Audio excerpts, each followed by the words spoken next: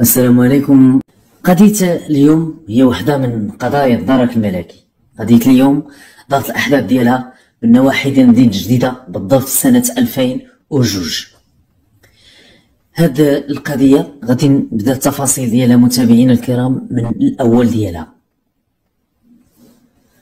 واحد السيد رجل تقريبا في منتصف الربعينات من العمر ديالو، ديك 44 45 سنة، فلاح، سيد ما مزوج، عايش مع والديه، باقي ساكن مع والديه في البادية، خدام على راسو. سيد ابر الفلاحة والاراضي اللي عنده والبهايم اللي عنده تيشري، حتى تيكري الاراضي تيفلح فيها، تيشرينا. المهم السيد ما قالش، السيد خدام على راسو، السيد رجل ميسور بهذا المعنى. كاين واحد الفيرما كانت قديمه غير قريب بزاف من الدار ديالهم. ديك الفيرما كان فيها واحد الوقت دوك الكوار هادي والدجاج مواليهم داروا فايت، بقات تما ديك الفيرما، هو كراها من عندهم ولا تيدير فيها دوك الاغنام ديالو دوك البهائم، دير شي حد اللي جالس تيعس ليه تما. اليوم غدا واحد النهار السيد ما تيشرب، هادي بحسب الهضره ديال عائلته، الهضره ديال والديه، ما تيكمي، ما تيشرب، ما عنده بليه. السيد خدام على راسو، تيمشي هنا تيجي لدارهم.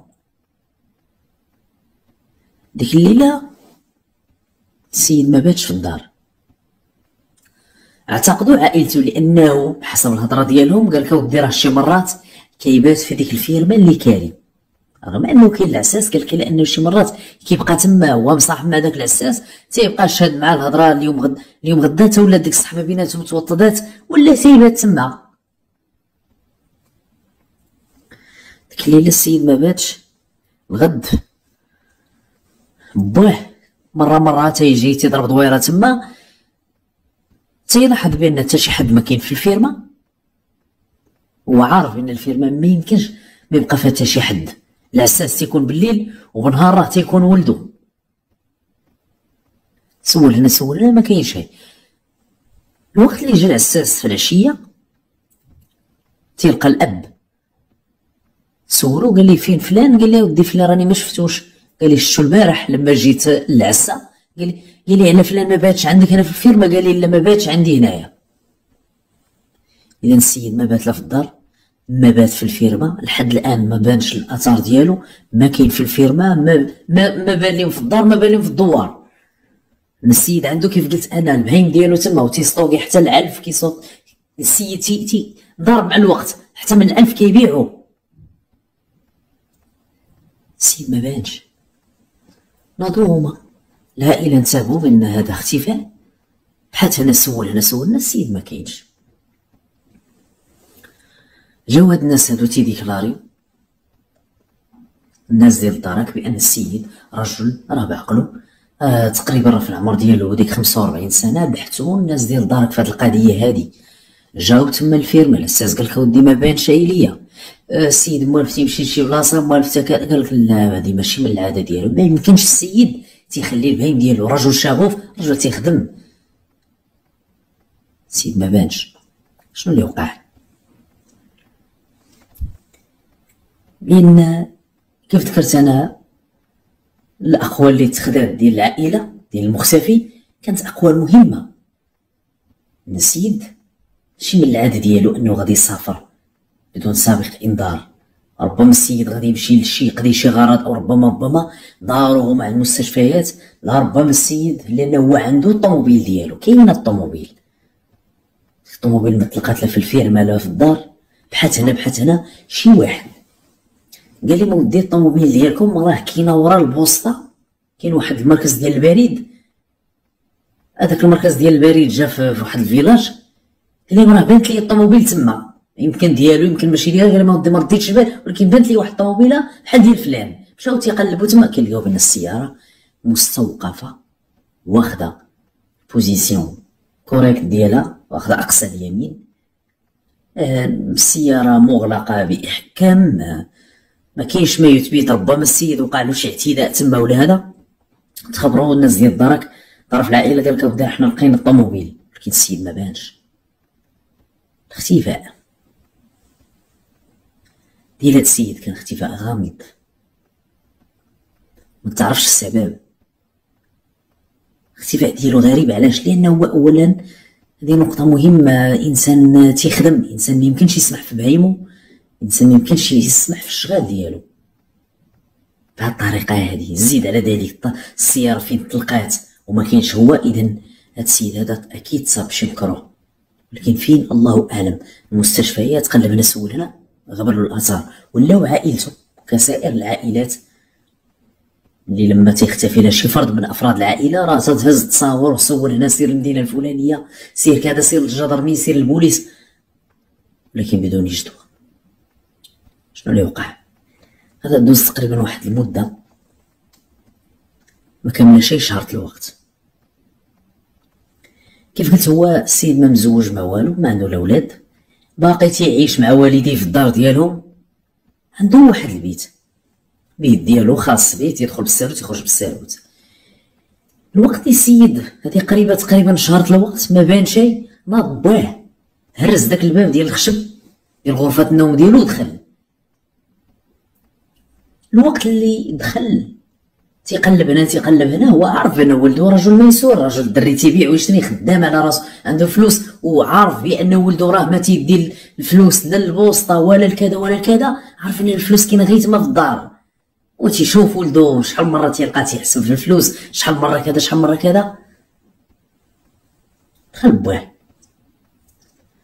من الفضول ديالو تيقلب هنا في الخزانه، تيلاحظ بان الملابس اللي تعرفها عند ولدو، عنده واحد لافاليز راه في بلاصتها، الملابس اللي تيرتدي الابن ديالو هي ملابس غير قليله باقا في المكان ديالها.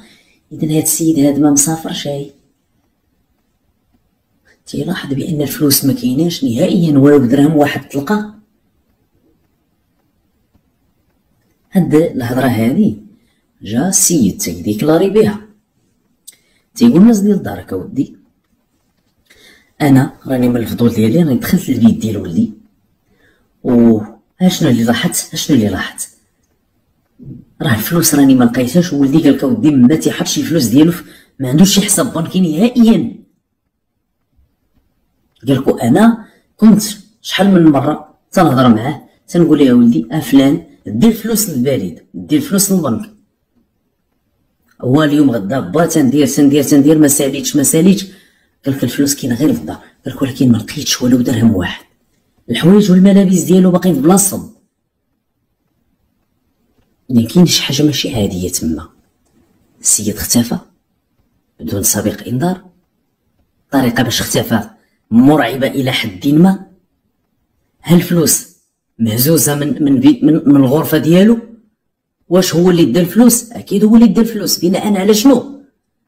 اولا هو البيت ديالو راه وسط الدار ديال عائلته، تيدخلوا من باب واحد، والدار ما يمكنش يخليو شي واحد يدخل براني، الدار ما تتخواش من العائله السكان الرسميين.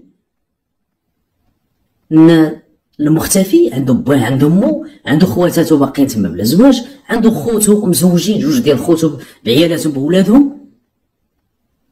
الباب ديال الغرفه معليش اثر الكسر. السيد قالك اودي انا اللي دخلت راه عنده غير واحد الماريو غير ديال البلاستيك، قالك ما فيه لا قفل لا والو، راني قلبت انا لقيت الامور كلها باقا في بلاصتها.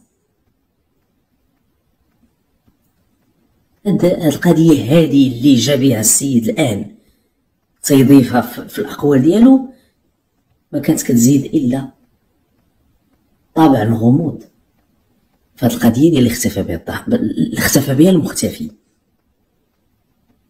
هذه قرابه شهر الوقت، لا اخبار لا اثار لا معلومه، لا شي حد تيقول لا شي حد كذا، وكأن الارض تشقات وبلعات السيد. كيفاش هاد القضيه ديال ان السياره تلقى ورا البريد؟ لا نقولوا ربما وقع له شي اعتداء، فين هي الجثه؟ مع كامل الاسف كيف ذكرت هاد الاختفاء هذا طول واحد شويه، وصلت تقريبا القضيه لما يزيد عن سنه. باه بعد ما اختفى الولد، بعد ما استنفذت وسائل البحث ديالو، مقلب هنا سول هنا سول هنا، باه تيكمل الخدمه ولا تيقابل دوك البهايم، ولا داك العساس اللي كان عنده في الفيرما بقى عندهم، باه اللي تولى العمل. ولكن واحد النهار شنو اللي غادي يوقع في ديك الفيرما؟ كانت تقريبا جوي ديك قرابة المغرب ديال الشمس. هذاك العساس في ديك الوقيته ديال الحال سخون، السيد بغى يبدل المكان اللي موالف تيجلس فيه. هذه الهضره ديالو تيصرح بها، قالك اودي انا راه عندي واحد البراكه ديال الخشب هي اللي تنعس فيها، وهي اللي كذا وهي اللي كذا. قالك اودي مع هاد الحراره وهاد الصيف، قالك فضلت انني غادي ندير شي كيطون هنا ونحيد من هذيك البراكه. جا لواحد البلاصه تحت واحد الشجرات تيحفر. هاد القضيه هادي ديال الحفر فيها كلام. قالك اودي راني جيت هنا بغيت نحفر باش غادي نثبت هذوك الركيزات ديال الخشب باش بغا يوقف داك الكيطون ديالو. قالك اودي انا تنحفر فاذا بي، قالك اودي وليت تنشم واحد الريحه، وديك الريحه ما مجهده شي بزاف لانها كانت ريحه ماشي عاديه. خاصه هو قال انا حفرت هنا حفرت هنا حفرت هنا، اي كل بلاصه غادير في هذيك الركيزه. قالك نحفر عادي ما كنشم لا ريحه. قالك لما جيت تنحفر هنا بالضبط، قالك اودي بديت تنشم شي ريحه ماشي عاديه. اش داير؟ قالك اودي كملت الحفير تنحفر. قالك اودي تنلاحظ بانه كاين عظام ديال بنادم مدفونين تما. اش دار السيد؟ هز واحد الدراجه ديالو مشى تيجري عند الاب ديال المختفي. قال لي السي فلان، قال لي جي عندي دابا الحق عليا الفيرما، اش كاين ما كاين؟ قال لي وتتجي. لما جا تما قال لي ودي راه اش كاين، راني كنت كنحفر هنا، راني بغيت نحول داك البراكه ديالي، راني بغيت ندير كيطون هنايا، راني شفت هاد الباش، راني حفرت هنا. قال لي راني طلعت الجثه. الاساس تيقول لي خلاني انني نمشي عند السيد في داك الليل وندق عليه ونقول ليه با فلان جيت تبع لي للفيرما. قال لي انني لما كنت كنحفر وطلع عظام ديال بنادم تيلاحظ واحد تيشورط بحال شي بير الفوق، الكميم ديالو حتى عند المرافق ديال اليد. قال لك اودي راه ديال فلان، اي ديال المختفي. وتيقول بحسب الهضره ديالو، قال لك اودي اخر مره انا شفت فلان، اخر مره غادي نشوفو من تما بقيت الى يومنا هذا. قال لك شفتو كان لابس هذاك التيشورت. قال لك انا شفت هذاك المنظر ما قديتش نكمل، ما قديتش نبقى تما بعين المكان. قال لك مشيت تندق على با فلان. لما جا بقيت يهضر معاه، قال لي با فلان واش عقلتي على التيشورت؟ قال لي راه يمكن ديال ولدك. قال لي نعيطو للجدرميه. بالفعل الناس ديال الدرك انتقلوا حلوا بعين المكان. شكون هاد العائله؟ هاد العائله هادو هما اللي اختفى الولد ديالهم هادي تقريبا واحد المده ديال عام وربما اكثر. الان تيتصلوا بهم اش كاين ما كاين. قال لك اودي في الفيرما اللي كان يكتريها المختفي تلقات فيها شي جثه اللي احتمال تكون الجثه ديالو. بناء على شنو؟ بناء على الثياب اللي غادا تلقى. زادوا الناس ديال دارك الاستعانه ديال داك العساس. زيد كمل الحفير، كمل لان الوقت اللي حلوا الناس ديال دارك بعين المكان. هذه نقطه مهمه. لقاو الطريقه باش كان تيحفر السيد. فعلا حافر هنا حافر هنا، ولكن الحفره فين غادا تلقى الجثه؟ السيد حفره كبيره هنا. كيف قلت كان كلام علاش هنا حفرتي غير واحد شويه، هنا غير واحد شويه، هنا علاش؟ وقال لك اودي انا بديت تنشم واحد الريحه. علما هذه نقطه مهمه ان الجثه تلقات مدفونه تحت الارض تقريبا واحد المسافه ديال شي 80 سنتيمتر. قال لي وانت شوف شحال حافر هنا؟ ما كاينش حتى شي تقريبا شي 30 سنتيمتر، هنا 30 سم. علاش هنا؟ كيفاش انت حفرتي توصلتي للجثه؟ وقال لك شميت الريحه وزدت كنكمل الحفير. شدوا فيه الناس ديال دارك. علاش غادي يشدوا فيه؟ اولا كيف يوقع ان الجثه حسب ما كملوا الناس ديال دار الحفير تلقاو بان مدفونه واحد 80 سنتيمتر حتى 90 سنتيمتر تحت الارض. كيفاش انت شميت الريحه؟ الناس ديال الدرك بغاو يبحثوا في هذه القضيه هذه، واش ممكن انسان يكون جثه مدفونه هذه عامة الوقت وربما اكثر، واحد الانسان غادي يحفر غير 30 سنتيمتر في حين ان الجثه باقا مازال تحت واحد 70 اخرى ولا 8 ولا 60 على الاقل، وغادا تعطي الريحه. هذه القضيه بغاو يتاكدوا من الناس ديال الدرك، لان هو الوقت اللي جاو تما لقاو بين السيد واصل للجثه وتيبرر لهم قال لهم انا وصلت للجثه لان شميت الريحه وجاني الفضول وبقيت كنكمل الحفير حتى وصلت تما. على اي كيف قلت حسب المعاينات طلعوا جثه بانت من خلال الملابس اللي كانت واحد السروال ديال الثوب، واحد تيشورت الفوق، وشي حاجه اللي كانت تينتاع لها الضحيه ما كاين شيء، ربما شي صنداله ولا شي صباط ما كاينش ما يثبت ان السيد قاتلينه في شي بلاصه اخرى وربما جابوه دفنوه تما. بان بانه ذكر من خلال الهندام، هذه وحده. ثانيا هذوك الحوايج تعرفوا عليهم العائله ديال المختفي، قال لك اودي راه هاد الملابس ديال فلان هذه تقريبا عام بزياده وحنا تنبحثوا وحنا تنقلبوا كيفاش الجثه ديالو تلقى هنا. الجثه تلقاو بان دازت على مده ديال التحلل تحللاته فعلا كاينه رائحه كريهه، ولكن اللي ترى انتباه الناس ديال الدرك في الاساس هو واش هاد القضيه هذه، لان غادي يكون فيها بحث وتكون فيها خبره وغادا تتاكد من طرف الناس المختصين التابعين للمختبرات ديال الدرك الملكي. قال لك اودي فعلا ممكن واخا تكون الجثه مدفونه تحت الارض بواحد المترو تقريبا، ممكن الانسان يحفر غير واحد 30 ولا 40 سنتيمتر يقدر قال لك اودي شم الرائحه. وهو عطاهم قال لك انا تنجي غير في العشيه، وفي هذيك اللحظه اللي تلقات الجثه قال لك اودي راه انا يلاه جيت وبديت كنحفر هنا تحفر انا. قال لك القيطور راني شاري، وفعلا لقاو شاري واحد الباش باقي جديد يلاه تشرى، ولقاو بان حافر واحد الحفره لا حفرانه بمن السيد ما تيكذب شيء. ولكن هو سؤال لان الناس ديال الدرك شكوا فيه. علاش؟ لان هذه سنين هو تعس تما، هذه وحده. ثانيا هو اخر مره شاف الضحيه، هذه هضرته قال لك ودي راه اخر نهار كان عندي بحسب الاقوال اللي كانت تخدات في وقت ديال الاختفاء، قال لك السيد كان هنا والوقت اللي جيت ديما الطوموبيل ديالو وخرج. هذيك الليله الضحيه ما بات لا في الدار ما بات في الفيرما. قال لك هو راه صاحبي صديق مقرب ليا وانا ما عندي حتى شي علاقه بالقتل ديالو. لا سي نورمال كان الشك اصابع الاتهام غادا تشار للاساس. ثانيا كيف يعقل انه بعد هذه المده في حاله ما نعتقدوا انه هو اللي قاتلو رغم انه السبب ما كاينش، لان واش واحد الانسان قاتل روح دوز واحد المده هو اللي غادي يبغي يكشف على الجثه؟ ما عندهاش معنى. والا العساس كان ربما غيصفى ليه بغض النظر عن الاسباب اللي باقا مجهوله الان، يمكن يصفى ليه ويزيدو يديلو يحف شي بلاصه اخرى.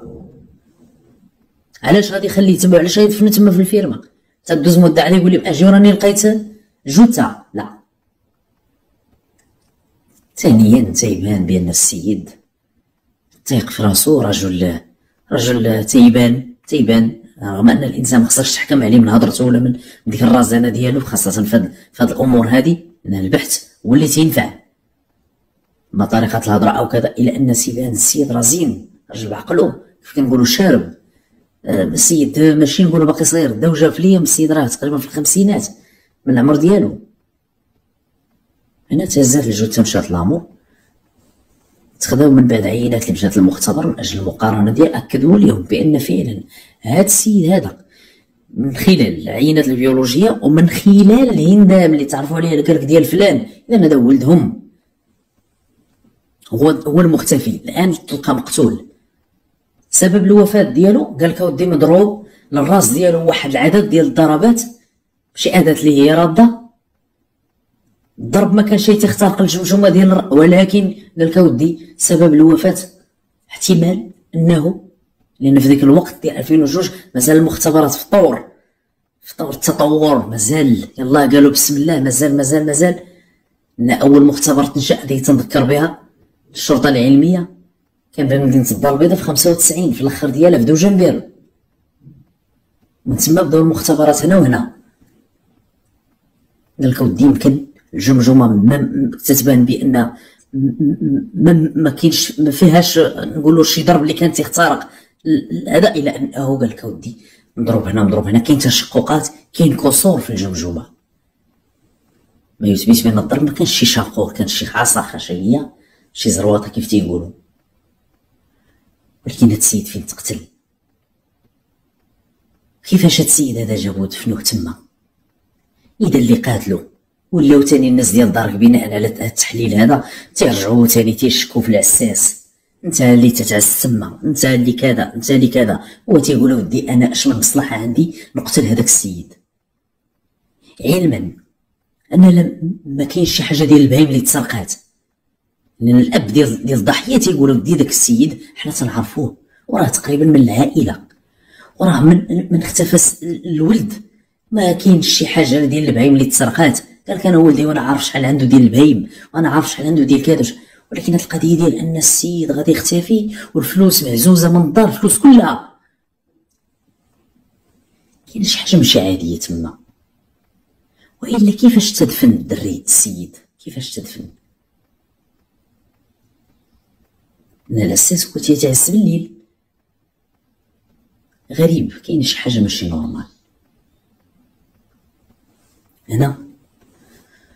كيف ما جراو الناس ديال دارك جراهم في القضيه ديال الاختفاء وما توصلوا حتى شي معلومه. الان هو تلقى السيد مقتول وما كاين حتى شي معلومه على القاتل ولا على السبب ولا هاد الامور. ما قدروش الناس ديال دارك ما تمكنوش يجمعوا ما بين هاد الخيوط هادي ونسجوا منها واحد اللغز. السيد اختفى، السياره تلقات ورا البريد، السيد ولا مدفون في الفيرما، السيد الفلوس ديالو ما تلقاتش، البهيم ما تسرقاتش. شنو اللي واقع؟ بحال هنا ما كاين حتى شي حاجه. ولكن بدات شي معلومات تجي من طرف بعض الناس، بعض المخبرين، نعتبرهم مخبرين. قال لك اودي بان كاين واحد الولد هو الاخ ديال الضحيه.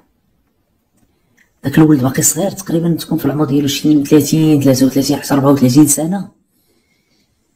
قال لك راه طلع من مدينه الدار البيضاء، ما بقاش عايش مع والديه، وبان الانتقال ديالو، لان هذه معلومات جات للناس ديال دارك تيقولوا بان الانتقال ديال الاخ ديال الضحيه كان بعد الاختفاء ديال خوه.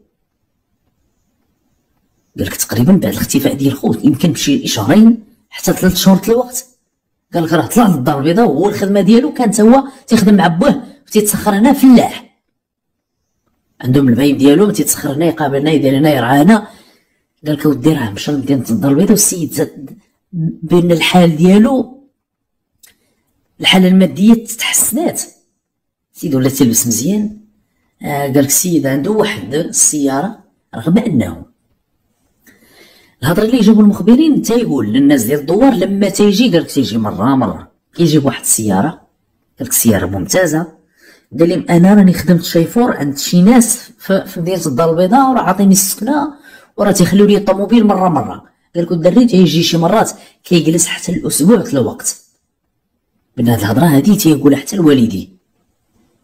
الناس بداو تيدوروا في الهضره تما.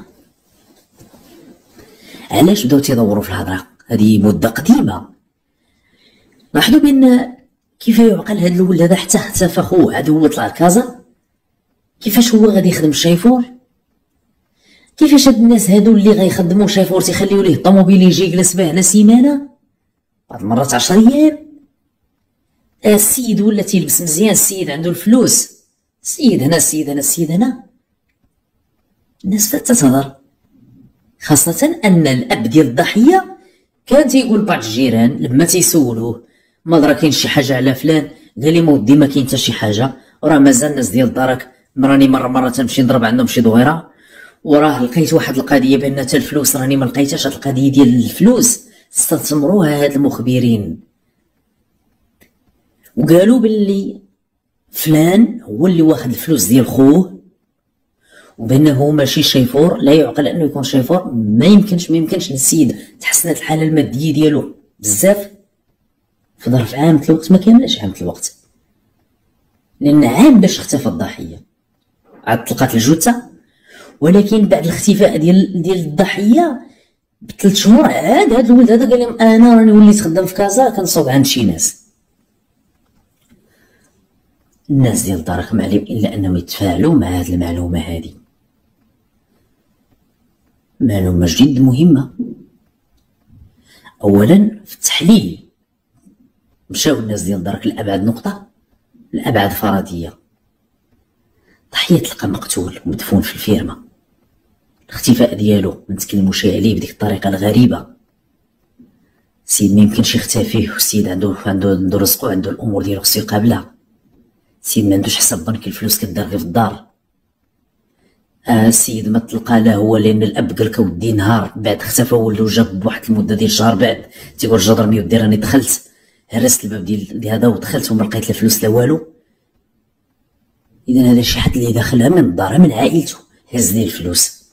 اذا شكون؟ اذا ربما الا كان هذا الولد هذا فعلا الناس ديال الدار غيبحثوا واش فعلا شيفور او لا ماشي شيفور، جابوا هذا الولد استدعاوه الناس ديال دارك جا عندهم في ديك الوقيته اللي مازال الناس ديال دارك تيبحثوا. الجثه راه تسلمت العائله بعد التشريح بعد الاوتوبسي بعد كذا من اجل اجراء مراسم الدفن. الناس تيجيو تعزي داز تقرا واحد 10 ايام. الهضره دارت الناس ديال دارك هنا بعد 10 ايام من دفن الجثه والتسليم ديالها للعائله.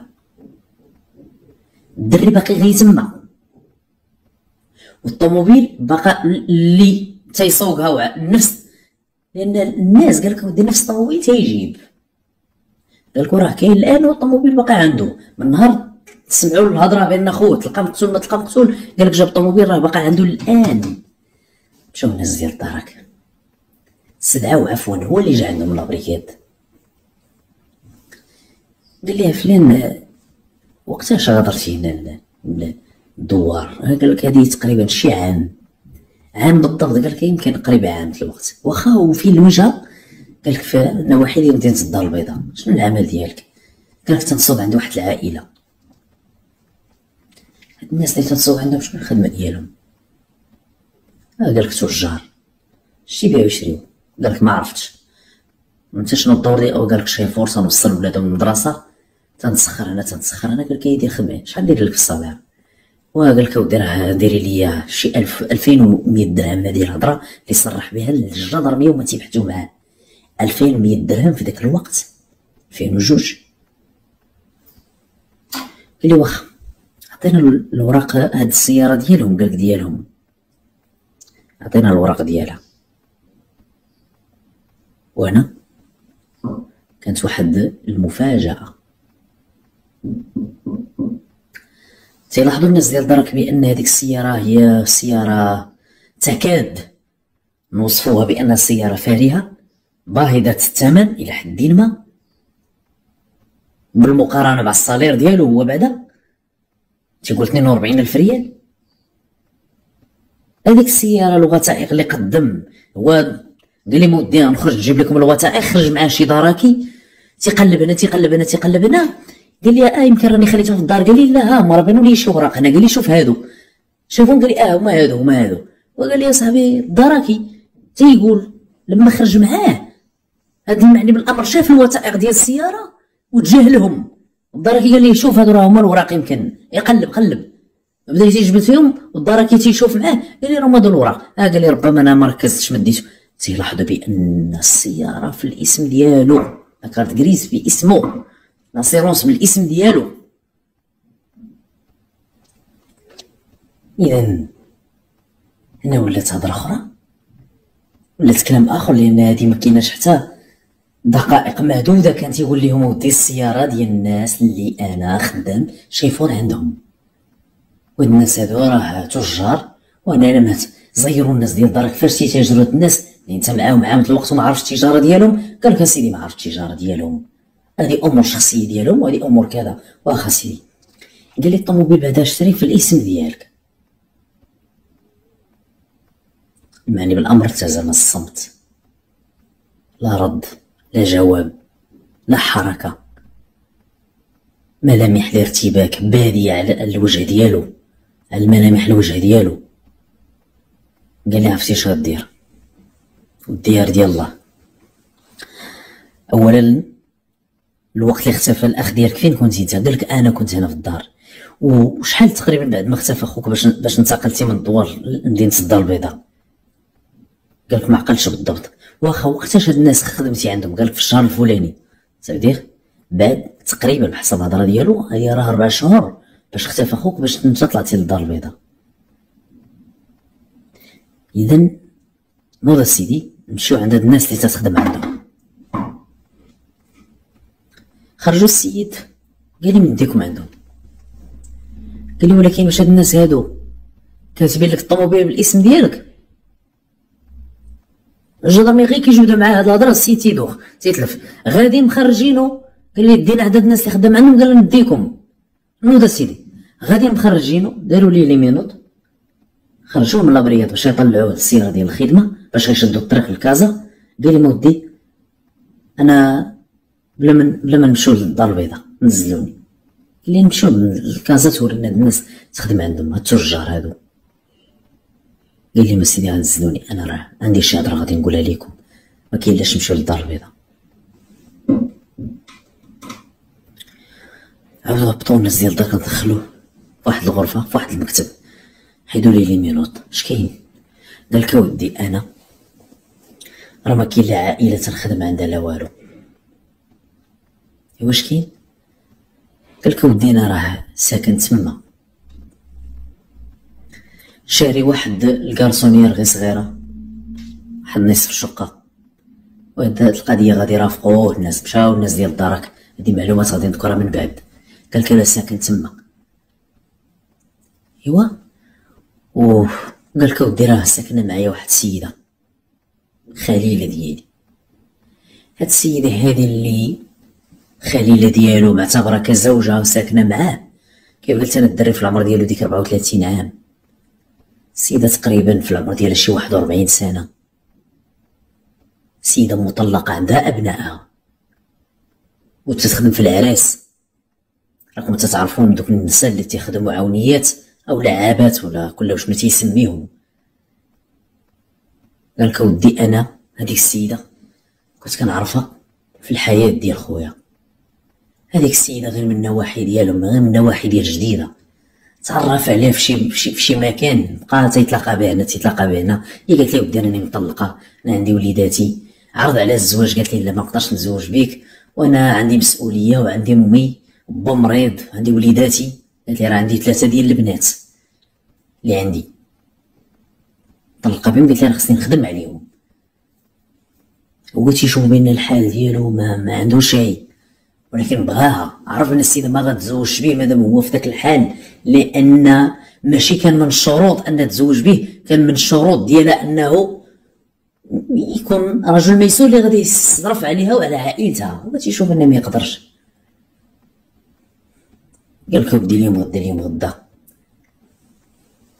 السيد من كثرة الحب اللي بغاها بيه ديك السيدة، هو نفس الحقد اللي حقد على خوه اللي بان من خلال الفعل اللي غادي يقدم عليه عن طريق قتل الاخ ديالو، بان بانه حب هذيك السيده وكره الاخ ديالو.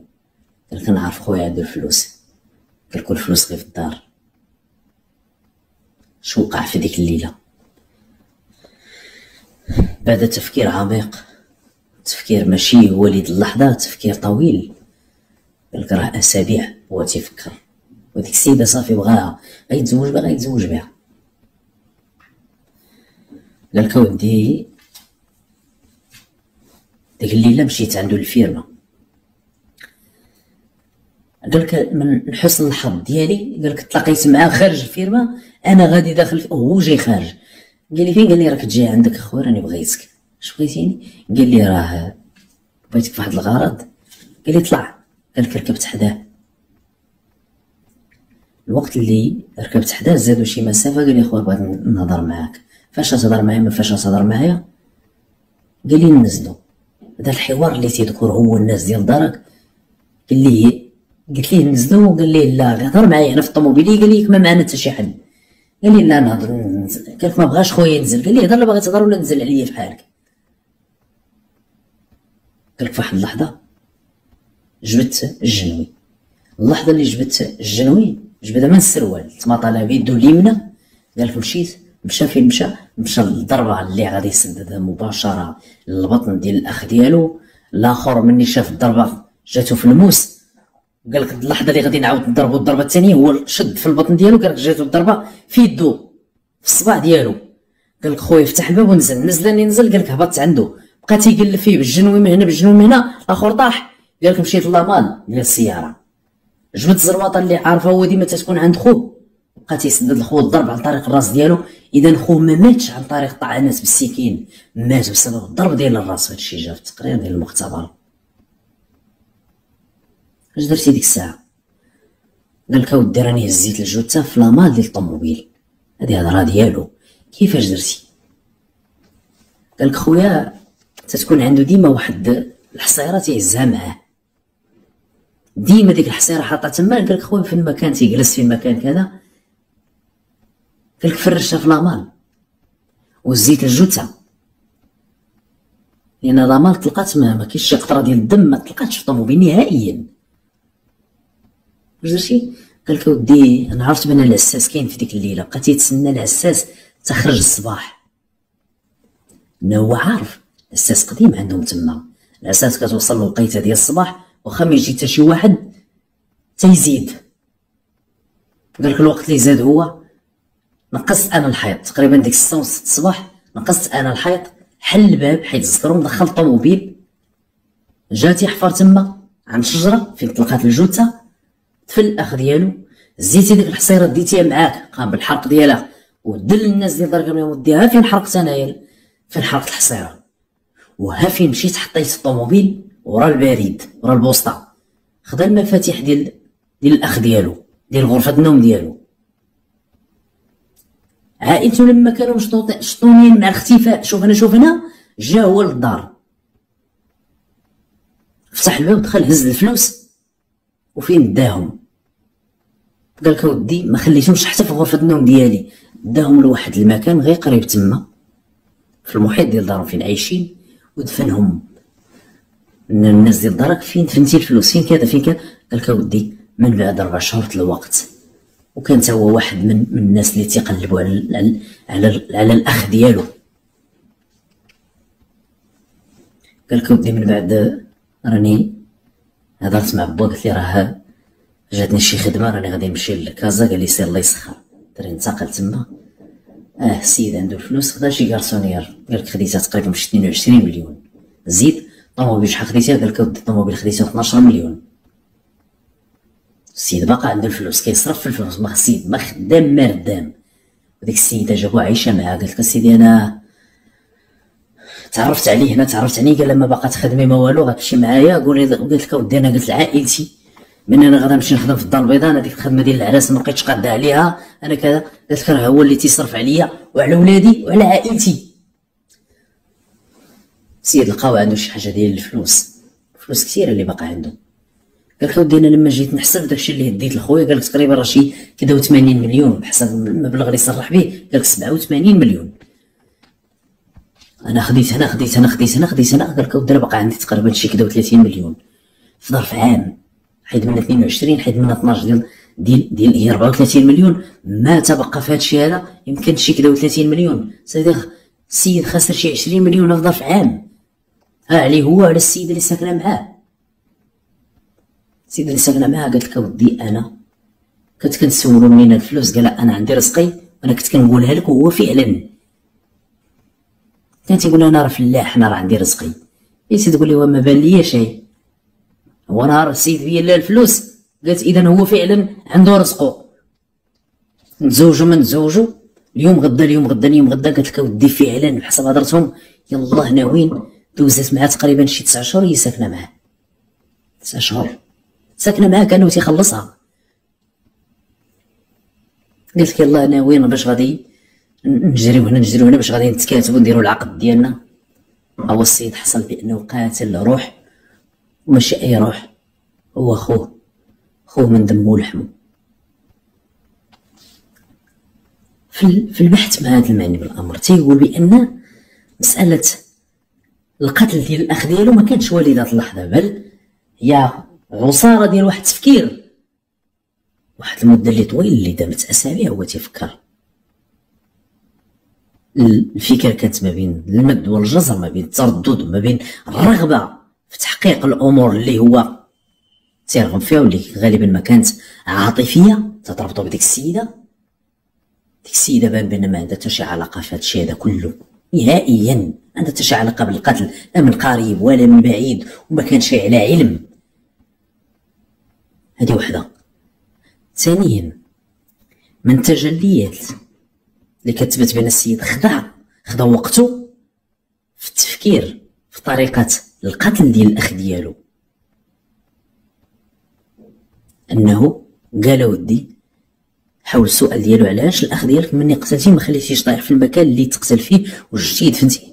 قال لك ودي انا عارف بان خويا هو مصاحب مع فلان، اي مع الاساس، هو الاساس من عائلتهم تقريبا، وكاين واحد الصله ديال القرابه والصله علاقه وطيده ما بين الضحيه والعساس، صحاب. قال بغيت ندفنو تما باش الامور حتى في حال تما. مع الوقت اكتشف الجثه اذا فين مدفون تما، شكون اللي كيعس تما؟ كاين العساس اللي هو فلان، وغادا تسبب في فلان.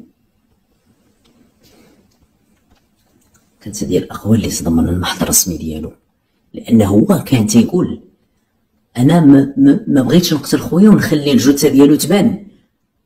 عارف السيد ربما يقدروا يوصلوا للناس ديال دارك هذه هضره صراح بها. قال لك ربما الله اعلم البحث يقدر توصلوا ليا. هو قال شنو ندير؟ راه ندير الجثه فين ندفنها، فين غيدفنها؟ فين غيدفنها؟ في الفيرما. عارف العساس عارف شنو تيدير، خدا راحته في التنفيذ، حتى في طريقه التخلص من الجثه، حتى في الطريقه اللي غيستولي بها على الفلوس. استغل ديك الشطنه ديال عائلته كلها مع الاختفاء ديال خوه. قلب ناسو هنا جيتي زيتي داكشي اللي زيتي، بعد 4 شهور غادرتي كتقول للناس حقا انا حتى من عائلتي. وقال لي مودي انا وليت شايفو هاد العائله راه مالين فيا تيخليو لي الطوموبيل كذا، والناس بقاو تيهضروا، الناس تتهضر. وهادي هاد اللغز هاد ديال هاد الجريمه ما حلوش الناس ديال الدرك، على غير واحد العدد ديال الجرائم اللي تتحلوا بكثره القيل والقال. كيف تيقولوا لما تطيح البقره تكثروا الجناوه. غالبا هاد المثل ما تيكون في صالح البحث، في صالح اللغز، في صالح الجريمه، في صالح الناس ديال البحث. الناس بقاو تيهضروا وشي تيهضر في شي. كيفاش هاد خينا تيجي في الطوموبيل، كيفاش عمرك شي شيفور تيخليو عنده العائله اللي خدام عندهم طوموبيل 10 ايام، عمرك شي كذا، عمرك شي كذا. با كان تيقول راه الفلوس مشات لولدي ما لقيناهاش حتى في الدار. قالوا اذا فلان راه هو اللي شافر، راه هو ساكن تما، ما يمكنش الشفار يدخل عليهم يقتلهم ولدهم، واللي ما غاداش تلقى لهم ما تلقاتش الجثه، ويجي دابا الان يدخل لهم الدار ديالهم وكذا. كيفاش هادشي هذا؟ اللي دخل لغرفه النوم عنده السوات. وهاد الهضره هادي كانت يجبدها الاب ديال المختفي قبل ما يكون ضحيه. في كل مره في معرض حديثه مع الناس ديال الدوار، الاب كان كيسترسل في الهضره، تعطي التفاصيل. كيفاش انا ولدي مازال ما تلقاش، اذا ولدي قاتلينو، كيفاش الطوموبيل تلقات في كذا، والسيد كذا، واللي داخل اللي هز الفلوس ما يمكنش يهزها ولدي، ما يمكنش، انا ما تلقاتش. يعني هذا شي حد اللي داخل الدار، ولا يعقل شي واحد يدخل علينا للدار. الناس بقاو تيحللوا في هذا الشيء، فهموا بان راه اللي سرق الفلوس هو اللي معاهم. كانت هذه تفاصيل اطوار هذه الجريمه. اعتدنا متابعين الكرام على بعض القضايا اللي فيهم جريمه قتل، غالبا ما ستكون الطمع، وهذه القضيه فيها الطمع، ولكن غالبا ما تلقى شخص كيقتل شخص اللي بعيد عليه. كتكون غالبا أحيانا كاينة صلة قرابة، كاينة ولكن لم نعتد وما ألفنا شيء أننا نسمعو أخ يقتل الأخ ديالو. هي جريمة في حد ذاتها أن شخص غير يفكر يأذي خوه، في حد ذاتها جريمة، لأن هذاك شكون؟ هذاك خوك، هذاك انت، هذاك نفسك.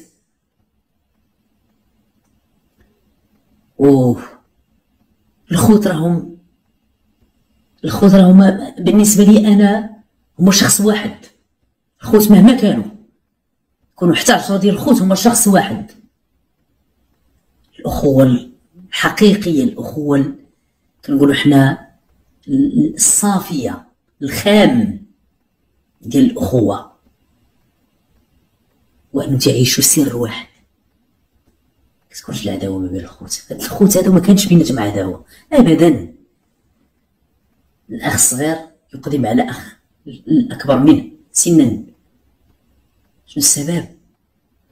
هو حب واحد الإنسان، الحب ديالو ليها جعله إنسان وحش. وما أكثر هذا النوع هذا، تتلقاه تيحب واحد الإنسان وداك الإنسان ما بغاتش تكون معاه، تيصفي لها رغم أنه تيحبها وتيبغيها، شي حاجة معطاش بها، شي حاجة تتجمعو بها، تيميل ليها. ما تقدرش تحسب أن الحياة بلا بديك السيدة هي حياة ناقصها شي حاجة، إلا أنه يقدر يقتلها. لم يستسيغ الحياة ديال ديك السيدة مع شخص آخر من غيره كيقتلها. إن كاين شي حاجة ماشي طبيعية. الناس ديال علم النفس أو الناس ديال السوسيولوجي ممكن يفسروا هذه القضية هذه. تلقى واحد الإنسان تيحب إنسان ولكن قادر يأذيه. واش هذا حب؟ غريب. هادشي اللي وقع. من أجل أنه يعيش مع ديك السيدة، أجل أنه يتزوج بديك السيدة، ما عندوش مشكل يضحي بالأخ ديالو. لذلك الله سبحانه وتعالى جعل من القرآن قصص لأولي الألباب لعلنا نستفيد، لعلنا نعتبر. خير دليل اللي دائما تضرب به المثل هو قصة سيدنا يوسف عليه الصلاة والسلام مع الإخوة ديالو. الإخوة ديالو راكم كل شيء، ما كاينش اللي ما تعرفش قصة سيدنا يوسف والمعاناة ديالو مع الإخوة اللي بين ليلة وضحاها الغيرة والحسد جعلت منهم وحوش تربصوا به، آذوه. شكون هما خوتو. لذلك الأذى ماشي دائما تيجينا من الأبعدين. بهذا الترم هذا ممكن أقرب الأقربين، ممكن الناس تيبغيوك، ممكن الناس تحترموك والناس تيحبوك، ولكن هاد الناس هادو تيكون عندهم واحد المرض. شنو هو هاد المرض؟ ديال المصلحة. انت خويا وعزيز عليا، ولكن لا لقيت المصلحة وقادر نضحي بك، راه ما غاديش نتردد، راه غادي نضحي بك من اجل الوصول وبلوغ داك الهدف اللي بالنسبة لي اسمى. هكا ماشي بالضرورة عداوة، ماشي بالضرورة اقولها، ماشي بالضرورة الأذى تيجي من الناس اللي بعاد. نتمنى متابعينا الكرام ان هذه الرسالة تكون وصلت. كانت هذه حلقة اليوم، أشكركم على حسن الإصغاء والمتابعة، وإلى اللقاء في الحلقة القادمة إن شاء الله، والسلام عليكم ورحمة الله.